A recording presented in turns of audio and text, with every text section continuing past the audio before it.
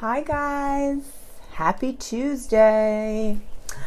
I'm actually coming at you from my office and I wanted to talk a little bit more about boundary setting today. And I thought the topic of toxic relationships and boundaries was so important. Especially as I'm seeing, I see this all the time with my own patients, that saying the word no is so difficult for them. And the reason it tends to be so difficult for them is because they've never done it before. And they have no healthy boundaries set up in their relationships. So when we have toxic relationships, we might notice that by giving too much of ourselves or feeling stressed and overwhelmed when we are in the company of the people that are toxic. So let's define toxic relationship, right? It's something where our boundaries are being crossed, our limits are being met. We are in a state of emotion that is uncomfortable. And often, when I think about toxic, I think I've talked about this before years ago. But toxicity in relationships is like poison, right? So when you're with someone who's toxic, it's sort of like you end up getting trapped or wrapped up in their emotion or negativity, or their unhealthy boundaries in their life. And what happens with toxic relationships is that they end up taking a lot from us, and we are giving it sometimes unknowingly because we don't know how to say no and we don't know how to set those boundaries. So I don't know if anyone is watching, and if you are, I don't know if you yourself find that boundaries are hard to set or saying no is hard to do. But I think that when I ask most of my patients, like, how often do you say no? A lot of them say never, or, oh, that's hard. I find it really difficult to say no or to do favors for people when they're asking. But often someone who's toxic is going to keep asking for favors and keep having expectations of you that are unrealistic or just overwhelming. And that can take so much of you, so much more than you can really give, that you lose it, right? You might have a meltdown, you might freak out, but really you might damage the relationship because you're not capable of setting those healthy boundaries for yourself. And if you're not doing it with toxic people in your life, you're definitely not doing it with other people in your life, right? With just the typical, regular, run-of-the-mill people who are kind or your friends. You're probably saying yes, yes, yes, yes, yes to them so much more often than you're saying yes to, the people that you don't really want to say yes to. So how do we set healthy boundaries? We need to know our limits, right? We need to know, before I get into this situation, what am I willing or unwilling to do, right? If we read that book, that was some, willingness and unwillingness. But what are we allowed to do in our own mind, right? What will I allow myself to do? Sometimes we don't ask ourselves that question, and that's really the first problem. We don't give ourselves enough time to assess whether or not I want to do something for someone, whether or not I'm capable of giving myself to someone else, or giving up time or effort or energy, and those boundaries since you don't have them, people are just railroading you, running you over all the time. So you have to know what my limit is going into something, and we have to be able to set that limit, right? So how do I set the limit? One, I have to know, what am I feeling? What's the emotion that's this bringing up? Why is this creating a problem for me? Is it the person? Is it the situation, right? If someone asks me to help them do something, am I actually anxious because of the person themselves? Are they toxic? Or is it the situation that's creating anxiety? Maybe they want me to help them clean the gutters on their house and I'm afraid of heights, right? So that would be a reason why I would want to say no. And sometimes I might not even say no, given I'm anxious, because I don't know how. I haven't practiced being assertive. Okay, so saying no is the equivalent of helping yourself stand up for yourself.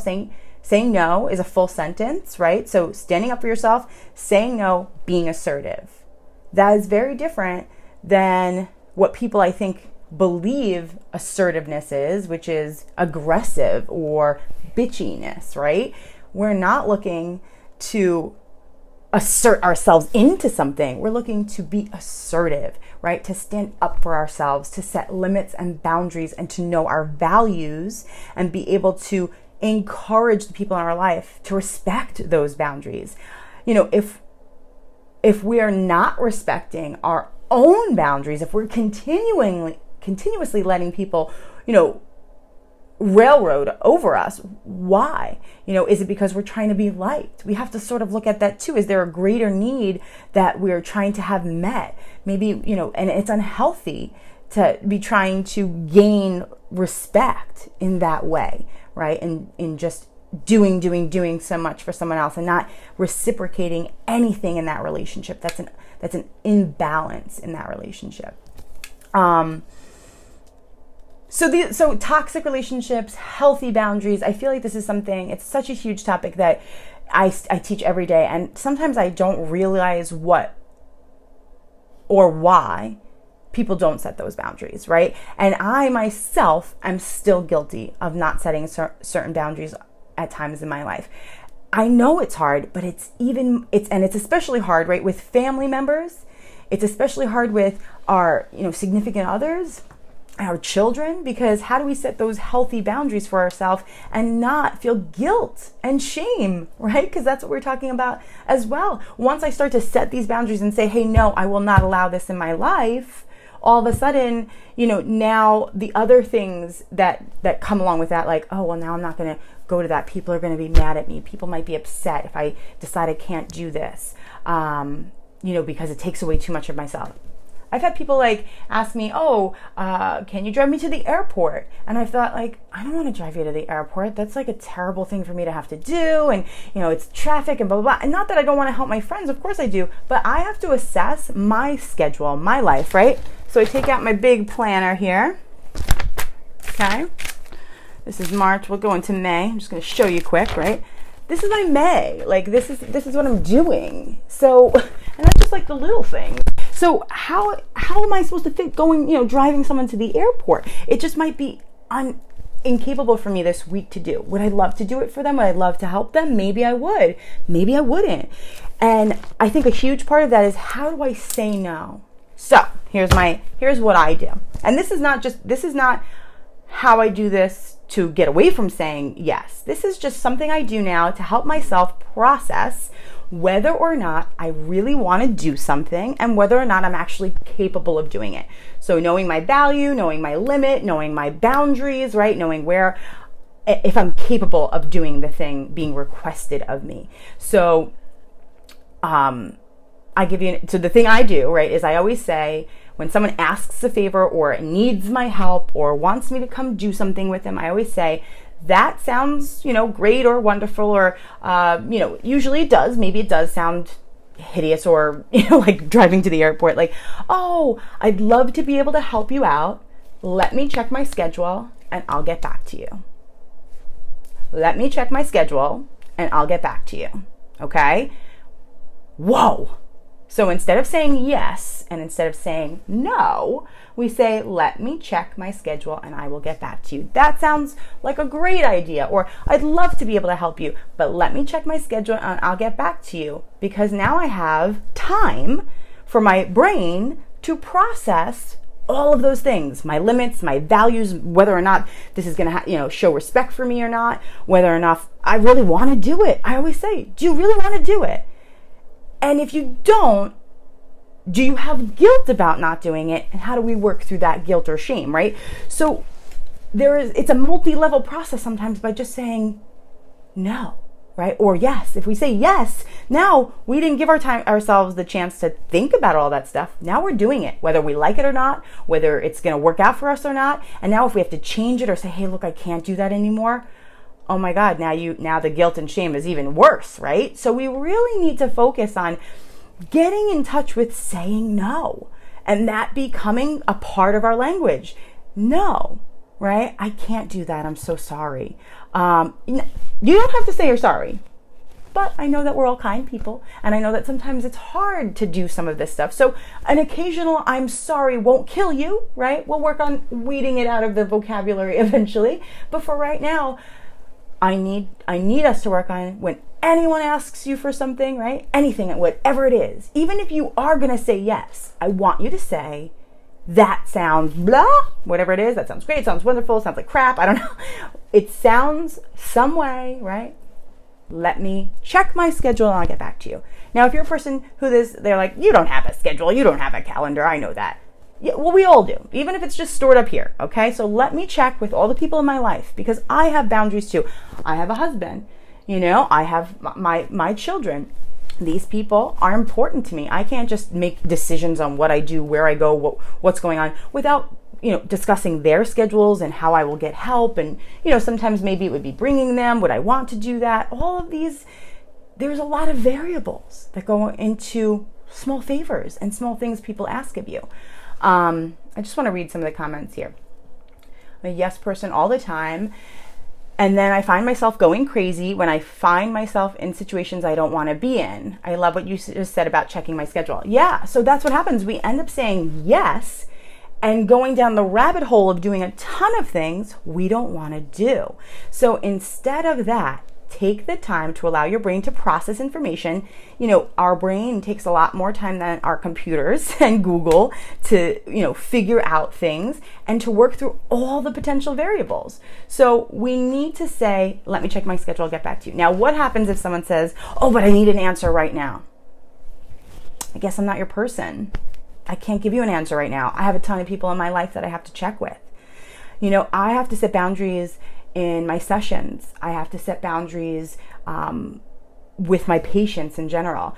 It takes a lot of work to be ethically creating boundaries for people you're trying to help.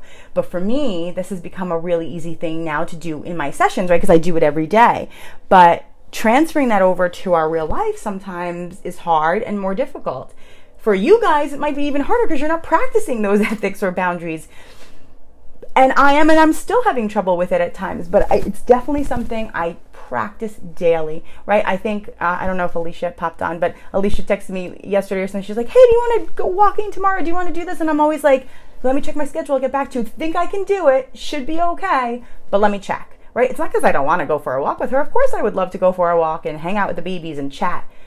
But I may not have it in my mind space, right? Sometimes it's actually saying, wow, I have 30 things to do today. I'd love to go for that walk, but you know what? My self-care might have to be later on today. It's not going to be able to be when, someone else can do it. So we have to just know our boundaries by accepting that it's okay that we can't always make things, and it's okay that we're not always going to please everybody, because something funny, not everyone's always going to like you. Even the people who love you are sometimes not going to like you, right? I mean, I don't like all the people I love. Sometimes it happens.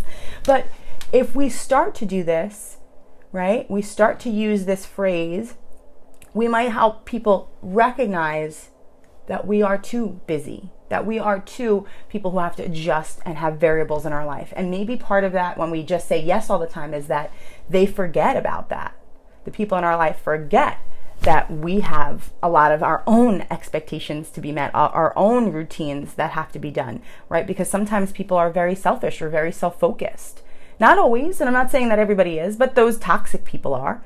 And then sometimes it's just regular, random getting together, trying to fit everything in your schedule. If you're too overwhelmed, it's not going to happen, right? So you have to ask yourself, can I do it? When I look at my schedule, I look around and I always go, okay, so I'm doing an appointment every day. That means there's all I can do, because I mentally cannot focus on more than one appointment a day, right? I have my work at night, and then in the mornings I have my kids. It gets too stressful trying to crush too much in one day. I think that's another reason we say yes. We think we're invincible. We try so hard to just do it all, but we can't do it all. So you have to respect yourself, right? This is a part of self-care, saying no, being assertive, not being aggressive. Okay. So I just wanted to put that out there, a little healthy boundaries. Obviously, if there's anything else you guys want to chat about, please post below. But I'm really excited to hear your comments or your suggestions on ways that you can be assertive without being aggressive. So let me know. I'll see you guys next time.